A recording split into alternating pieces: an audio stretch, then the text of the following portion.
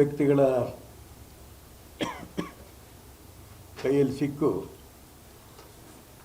ಈ ಸರ್ಕಾರವನ್ನು ಒತ್ತೆ ಹಿಡೋದಕ್ಕೆ ಹೊರಟಿದ್ದಾರೇನೋ ಅನ್ನೋಂಥ ಒಂದು ಅನುಮಾನ ಬರ್ತಾ ಇದೆ. ಒತ್ತೆ ಹಿಡಕ್ಕೆ ಹೊರಟಿದ್ದಾರೋ ಅಥವಾ ಸರ್ಕಾರವನ್ನೇ ಮಾರಾಟ ಮಾಡೋಕ್ಕೆ ಹೊರಟಿದ್ದಾರೋ, ಇದರಲ್ಲಿ ಮತ್ತೆ ನಾನು ಹೇಳ್ತೀನಿ, ಈ ಒಂದು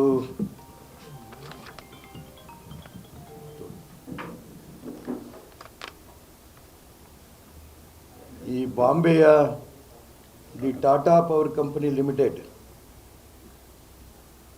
ಈ ಕಂಪನಿಗೂ ಸಚಿವ KJ ಜಾರ್ಜ್ಗವ್ರಿಗೂ ಏನು ಹೊಂದಾಣಿಕೆ ಆಗಿದೆ ಇದು ಬಹಿರಂಗ ಆಗಬೇಕು.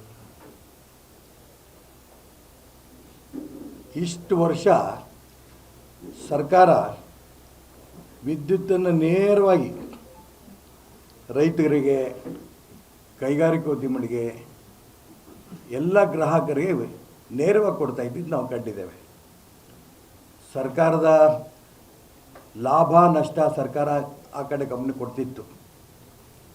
ಆದರೆ ಈಗ ಖಾಸಗಿ ವ್ಯಕ್ತಿಗಳ ಕೈಯಲ್ಲಿ ಕೊಟ್ಟರೆ ಇದು ಯಾವ ಕಾರಣಕ್ಕೂ ಕೂಡ ರೈತನಿಗೂ ಉಳಿಗಾಲ ಇಲ್ಲ, ಕೈಗಾರಿಕೋದ್ಯಮಿಗಳು ಉಳಿಗಾಲ ಇಲ್ಲ, ಅದೇ ರೀತಿ ಖಾಸಗಿ ವ್ಯಕ್ತಿಗಳು ಕೂಡ ಉಳಿಗಾಲ ಇರೋಕ್ಕೆ ಸಾಧ್ಯನೇ ಇಲ್ಲ. ಮಾನ್ಯ ಮುಖ್ಯಮಂತ್ರಿಗಳು ಮತ್ತು ಸಂಬಂಧಪಟ್ಟ ಸಚಿವರು ತುಂಬ ಸ್ಪಷ್ಟವಾಗಿ ಹೇಳಿದರು, ವಿದ್ಯುತ್ ಕ್ಷೇತ್ರದ ಚಟುವಟಿಕೆಗಳನ್ನು ಖಾಸಗಿ ಸಂಸ್ಥೆಗೆ ವಹಿಸಿ ಖಾಸಗೀಕರಣಗೊಳಿಸಲು ಅವಕಾಶ ಕೊಡುವುದಿಲ್ಲ, ಈ ಮಾತನ್ನು ಹೇಳಿದರು. ಆದರೆ 25/5/26 ಪತ್ರಿಕೆಗಳಲ್ಲಿ Tata power company limited Mumbai ಇವರು KERCಗೆ ಅರ್ಜಿ ಹಾಕಿದ್ದಾರೆ ಅನ್ನೋದು ಕೇಳಿ ಆಘಾತ ಆಯಿತು. KERC ಯಾರ ಕಂಟ್ರೋಲ್ ಇದೆ? ಇಂಡಿಪೆಂಡೆಂಟ್ ಬಾಡಿ ಹೌದು, ಆದರೆ ಇದು ಇನ್ಫ್ಲೂಯೆನ್ಸ್ ಪೂರ ಮಂತ್ರಿಗಳಿದೆ. ನಾನು ಅದಕ್ಕೋಸ್ಕರ ಮಾನ್ಯ DK ಶಿವಕುಮಾರ್ ಅವರು ಹೊಸದಾಗಿ ಮುಖ್ಯಮಂತ್ರಿಗಳಾಗಿ ಬಂದಿದ್ದಾರೆ. ಇದನ್ನು ಗಮನಿಸ್ಬೇಕು ಅವರು. ಕರ್ನಾಟಕ ರಾಜ್ಯದಲ್ಲಿರೋಂಥ ಕೈಗಾರಿಕೆಗಳು ಉಳಿಬೇಕೋ ಬೇಡೋ, ಕರ್ನಾಟಕ ರಾಜ್ಯದ ರೈತರು ಬದುಕಬೇಕೋ ಬೇಡೋ, ಕರ್ನಾಟಕ ರಾಜ್ಯದ ನಾಗರಿಕರು ಬದುಕಬೇಕೋ ಬೇಡೋ, ಖಾಸಗಿ ವ್ಯಕ್ತಿಗಳಲ್ಲಿ ಕೈಯಲ್ಲಿ ನೀವು ಇದನ್ನು ಕೊಟ್ಟರೆ ಇನ್ಯಾಕೆ ಸರ್ಕಾರವೂ ಕೊಟ್ಬಿಡಿ ಖಾಸಗಿ ವ್ಯಕ್ತಿಗಳ ಕೈಯಲ್ಲಿ, ಅವ್ರು ನಡೆಸ್ಕೊಂಡು ಹೋಗ್ತಾರೆ.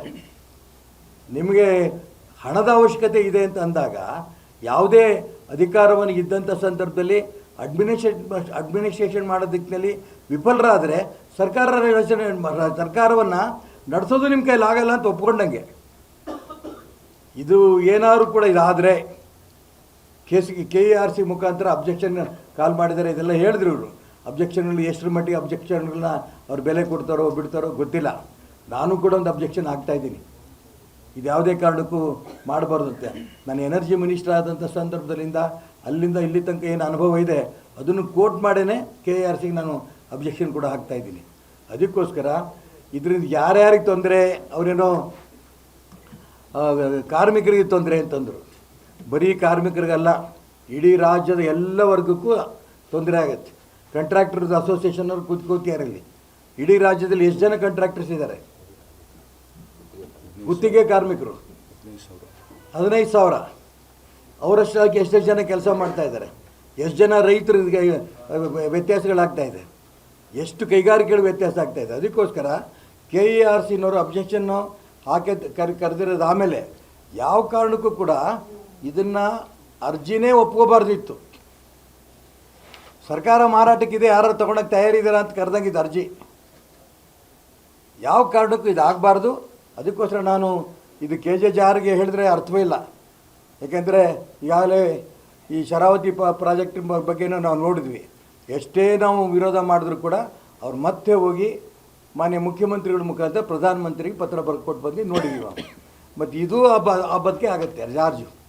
ಅದಕ್ಕೋಸ್ಕರ ಮಾನ್ಯ ಮುಖ್ಯಮಂತ್ರಿಗಳು ರೈತರ ಬಗ್ಗೆ ನಿಮ್ಗೆ ಆಸಕ್ತಿ ಇದ್ದರೆ, ಕೈಗಾರಿಕೆಗಳು ಉಳಿಬೇಕು ಅಂತ ನಿಮ್ಗೆ ಆಸಕ್ತಿ ಇದ್ದರೆ, ಸಾಮಾನ್ಯ ಜನರ ಬದುಕು ಹಸನಾಗಬೇಕು ಅಂತ ನಿಮ್ಗೆ ಆಸಕ್ತಿ ಇದ್ದರೆ, ಇದೇನು KERC ಈಗೇನು ಕಾಲ್ ಮಾಡಿದಾರಲ್ಲ ಅಬ್ಜೆಕ್ಷನ್ನ, ಅದನ್ನು ವಿಡ್ರಾ ಮಾಡಿ ಯಾವ ಕಾರಣಕ್ಕೂ ಕೂಡ ಖಾಸಗಿಯವರ ವ್ಯಕ್ತಿಗೆ ನಾವು ಕೊಡಲ್ಲ ಅನ್ನೋಂಥ ಮಾತನ್ನು ಮುಖ್ಯಮಂತ್ರಿ ಬಹಿರಂಗವಾಗಿ ಹೇಳಬೇಕು.